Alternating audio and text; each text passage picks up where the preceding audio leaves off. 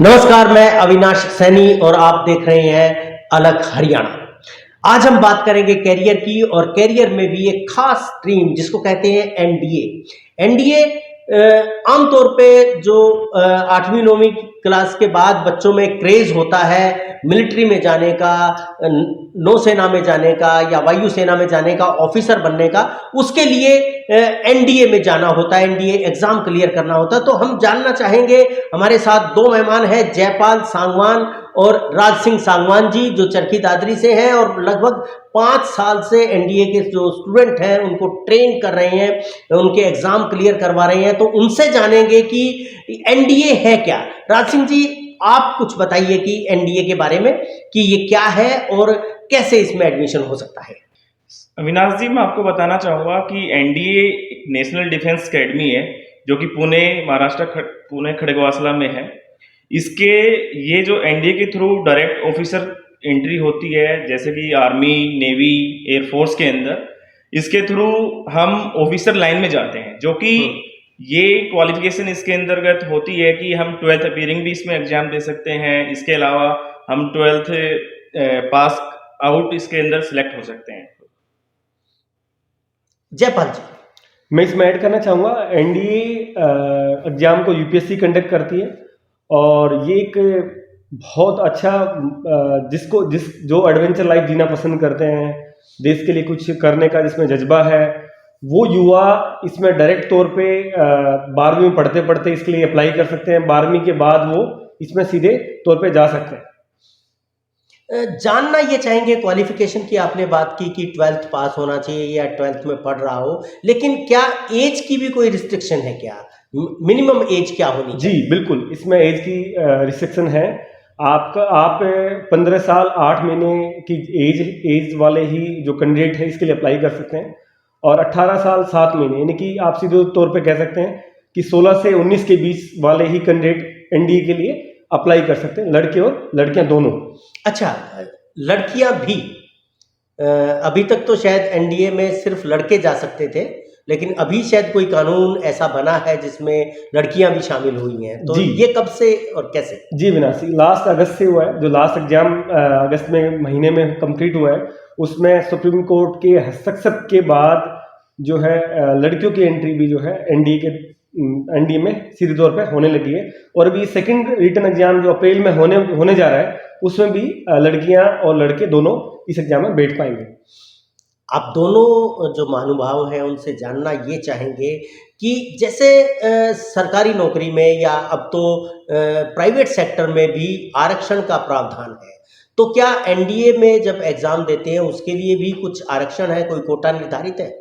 जी, इसमें कोई आरक्षण, इसमें एनडीए में कोई भी आरक्षण या फिर कोई डिफेंस कोटा या कोई सिविल कोटा, इसमें कोई किसी प्रकार का कोटा नहीं है। इसको यूपीएससी कंडक्ट करती है, और यूपीएससी में ना कोई रिटन एग्जाम में किसी बच्चे को छूट मिलती है, ना कोई किसी के फादर अगर डिफेंस में है या कोई एससी या कोई दूसरी कैटेगरी में है, तो इसमें विनाशी किसी प्रकार की कोई छूट का कोई प्रावधान नहीं है। इसमें सीधे योग्यता के आधार पर इसमें चयन होता है। जी, एक और सवाल जो मेरे मन में उठ रहा है वो ये है कि एनडीए की तैयारी कैसे करें? आमतौर पे जब नीट की बात करें या दूसरे कम्पिटिटिव एग्ज़ाम है उनकी बात करें, तो बच्चे 9th क्लास से ही तैयारी शुरू कर देते हैं, पढ़ाई शुरू कर देते हैं। तो एनडीए की पढ़ाई कब से शुरू करनी चाहिए? अविनाश जी, मैं आपको बताना चाहूँगा कि एनडीए की जो तैयारी है, जरूरी नहीं है कि इसकी क्वालिफिकेशन अगर +2 है तो हम +2 के बाद ही इसकी प्रिपरेशन शुरू की जाए।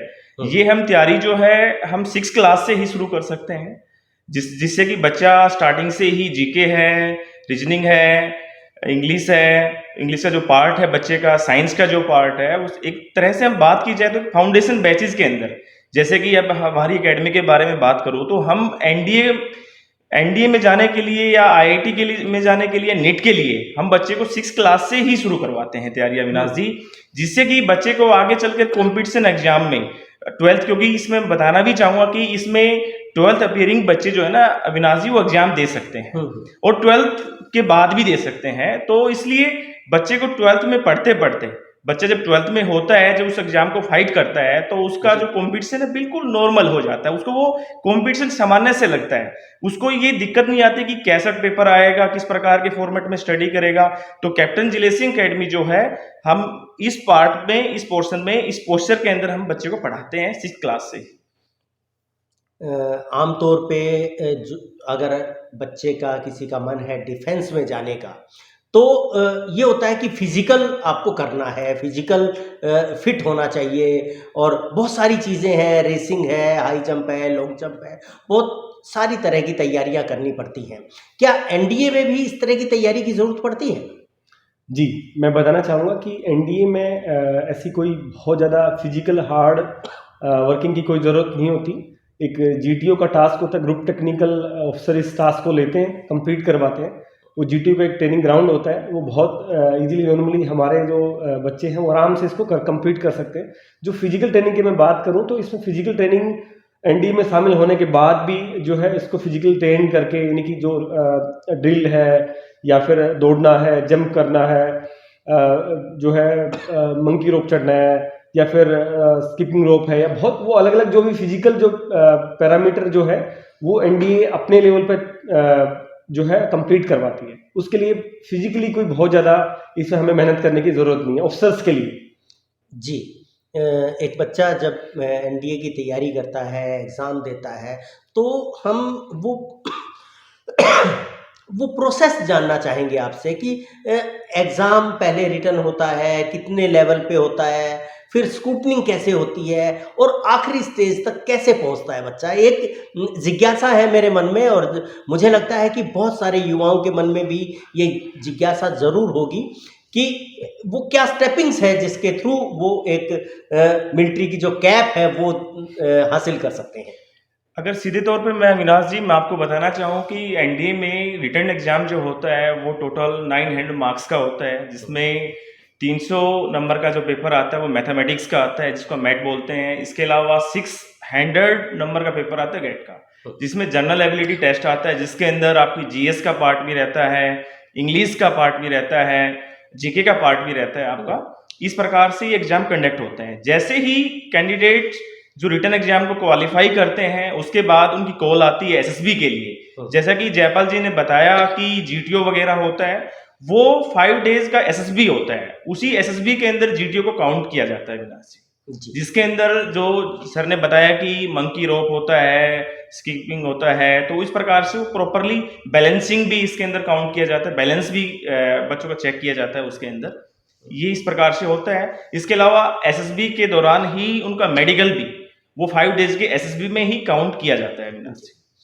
मतलब ये है कि पहले आपको रिटन एग्ज़ाम क्लियर करना पड़ता है। जो रिटन एग्ज़ाम में क्वालिफाई कर लेते हैं उनकी ग्रुप ट्रेनिंग होती है, उसी समय पे आपको जांचा जाता है आप कितने फिजिकली फिट हैं, कितने इंटेलिजेंट हैं, चीज़ों को किस तरह से हैंडल कर सकते हैं, आप सेना में ऑफिसर बनने के लायक हैं या उससे थोड़ा बिलो स्टैंडर्ड है। तो ये सब चीज़ें वो ऑब्जर्व करते हैं, और तब जाके एक सेना का ऑफिसर तैयार होता है, बिल्कुल। वो एयरफोर्स के लिए हो बिल्कुल या अविनाश जी। मिलिट्री के लिए हो या नेवी के लिए हो। जी अविनाश। एक और सवाल मेरे मन में है कि आमतौर पे जो कम्पिटिटिव एग्ज़ाम होते हैं यूपीएससी के थ्रू लिए जाते हैं, ज़्यादातर में साइंस स्ट्रीम की ज़रूरत होती है कि वो साइंस से उनको 10+2 करनी चाहिए। तो क्या एनडीए में भी इस तरह की रिस्ट्रिक्शन है, या आर्ट या कॉमर्स के स्टूडेंट भी एनडीए में जा सकते हैं? मैं अविनाश जी इसके बारे में आपको बताना चाहूंगा कि जरूरी नहीं है कि इसके अंदर बच्चे को +2 साइंस स्ट्रीम से ही हो। इसके अंदर आर्ट्स के बच्चे भी जा सकते हैं, परंतु जो बच्चे +2 आर्ट्स से करते हैं उनके पास आर्ट विद मैथमेटिक्स होना चाहिए, जिसके थ्रू वो केवल और केवल आर्मी के अंदर ही जा सकते हैं। आर्ट के स्टूडेंट जो हैं वो नेवी और एयरफोर्स में नहीं जाते, और जो साइंस स्ट्रीम के जो बच्चे हैं वो नेवी और एयरफोर्स के अंदर डायरेक्टली ऑफिसर लाइन में जाते हैं।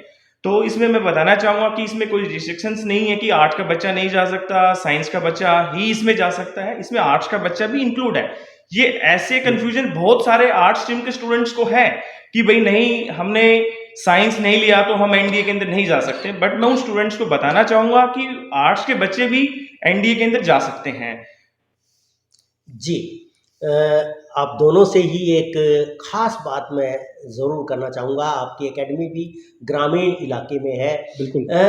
और हमारी चिंता भी जो ग्रामीण युवा है, जिनके पास अवसर बहुत कम होते हैं और उनमें एक जज़्बा होता है अपने देश की सेवा करने का, एक कैप जो है डिफेंस की वो पहनने की, तो उनके लिए कितनी संभावना है और कितने अवसर आपको नज़र आते हैं एनडीए में जाने के?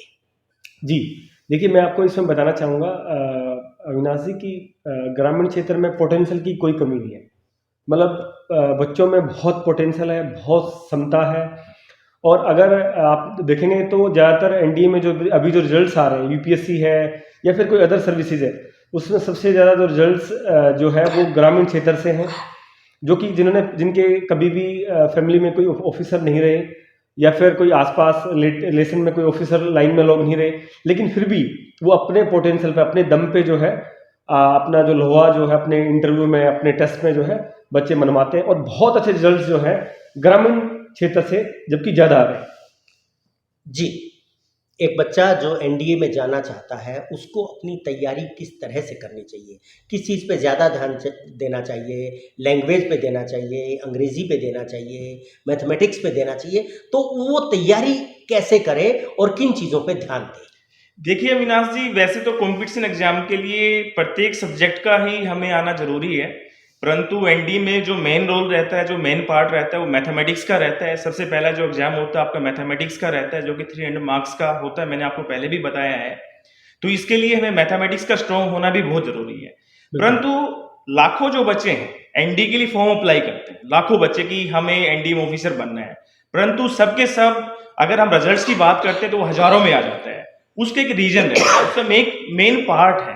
वो मेन पार्ट क्या है कि बच्चे लोग जो प्रिपरेशंस करते हैं उनको ये नहीं पता कि हमें पढ़ना क्या है, किस प्रकार से हम तैयारी करें। मैं आज इस खास हमारा जो एनडी के ऊपर जो डिस्कशन हो रहा है, इसके डिस्कस जो हो रहा है, इसके ऊपर मैं आपको बताना चाहूंगा, क्योंकि प्रॉब्लम कहाँ आ रही, कैसे आती है कि बहुत सारे बच्चे एनडी के फॉर्म निकले, फॉर्म अप्लाई कर दिया, कोचिंग इंस्टीट्यूट को ज्वाइन कर लिया, सिलेबस के बारे में उन्हें अच्छी तरीके से जानकारी नहीं होती है, यानी कि वो कोचिंग के अंदर जो सिलेबस जो पढ़ रहे हैं ना अविनाश जी, वो रेलिवेंट सिलेबस नहीं होता। काफी बार बच्चे जो प्रिपरेशन कर रहे होते हैं, मतलब मेहनत तो खूब कर रहे हैं, हम काफी बार हम आस पड़ोस में देखते हैं अविनाश जी, आपने भी देखा होगा कि बच्चा पढ़ काफी रहा है बट रिजल्ट नहीं दे पाता। उसकी खास वजह जो होती है अविनाश जी, वो रेलिवेंट सिलेबस है, उसके पीछे की एक स्ट्रेटेजी है जी, उसके पीछे एक स्ट्रेटेजी है कि वो तैयारी किस प्रकार की कर रहा है, उसको जो टीचर से जो सिलेबस पढ़ने को मिल रहा है क्या वो रेलिवेंट है, वो एनडी में आने लायक है या नहीं। काफी बार हम इरेलीवेंट सिलेबस को ज्यादा पढ़ रहे होते हैं। इससे भी एक मेन पार्ट जो हमारा रहता है, जैसे कि अगर मैं इसमें कंपैरिजन करना चाहूं कि हम स्टडी तो हार्ड वर्क कर रहे हैं, परंतु हमें आज के दिन जो हार्ड वर्क स्टडी के साथ में स्मार्ट वर्क भी करना, बिल्कुल, क्योंकि स्मार्ट वर्क से ही हम किसी भी कंपटीशन एग्जाम को जीत सकते हैं, उसको फाइट कर सकते हैं, उस चीज को जो हमने सोचा है उसको हम पा सकते हैं।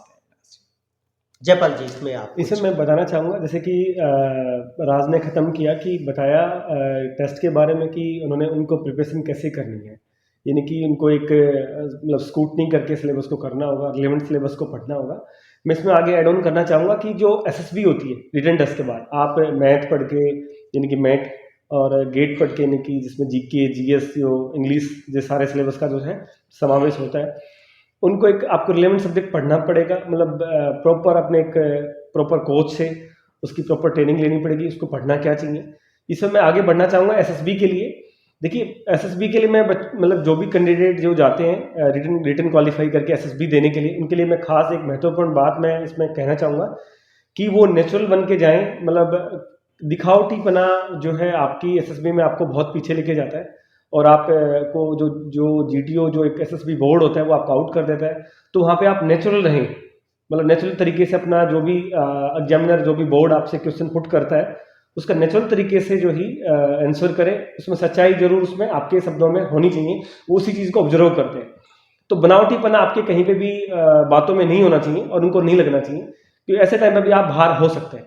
तो इस चीज़ का खास तौर पर ध्यान रखें कि नेचुरल जो आपको पता है, जो आपके पास नॉलेज है, उसी को डिलीवर करें और वही चीज़ वो उसमें आप में देखना चाहते हैं। जी बिल्कुल। एक सवाल और ये बनता है कि एनडीए के फॉर्म कब निकलते हैं, कहाँ निकलते हैं, कैसे पता चले कि फॉर्म निकल गए और हमें वो फॉर्म फिल करना है? देखिए अविनाश जी, एनडीए जो है एक एग्जाम जो कंडक्ट करता है, एक साल में 2 बार एग्जाम कंडक्ट करता है। जैसे कि अभी एग्जाम जो फॉर्म निकले हुए हैं नवंबर दिसंबर में एक बार फॉर्म अप्लाई करवाता है, जो कि एग्जाम जो होते हैं अप्रैल में होते हैं। इसके अलावा जो हमारा सेकंड जो एग्जाम एनडी 1 और एनडी 2 होते हैं, इसके अंदर मैं आपको बताना चाहूंगा कि इसमें अविनाश जी एक एनडी 1 होता है, एक एनडीए 2 होता है। इसके अलावा आपके एक फॉर्म फिर से निकलते हैं, जून जुलाई में निकलते हैं, जिनके एग्जाम आपके अक्टूबर अगस्त सितंबर में होते हैं। तो इस प्रकार से हमारे एग्जाम की रूपरेखा होती है, जिसके अंदर आपको बताया ही है कि जो एज जो है वो आपकी मिनिमम 16 ईयर नियर अबाउट होना चाहिए आपका। जी। तो अभी के एग्ज़ाम हो चुके हैं जो नवंबर दिसंबर वाले, और अगले जो एग्ज़ाम होने हैं उनकी तैयारियां अभी से आप शुरू करेंगे तो जाहिर है, और जो हमारे एक्सपर्ट्स ने बताया है, अगर आप उन गाइडलाइंस को फॉलो करते हैं, उनको समझते हैं और हार्ड वर्क करने के साथ साथ स्मार्ट वर्क भी करते हैं, एक अच्छी एकेडमी ज्वाइन करते हैं, अच्छे टीचर्स के पास जाते हैं, तो जाहिर है कि आपको कोई नहीं रोक सकता डिफेंस की कैप पहनने से, आपके सपनों को उड़ान लेने से।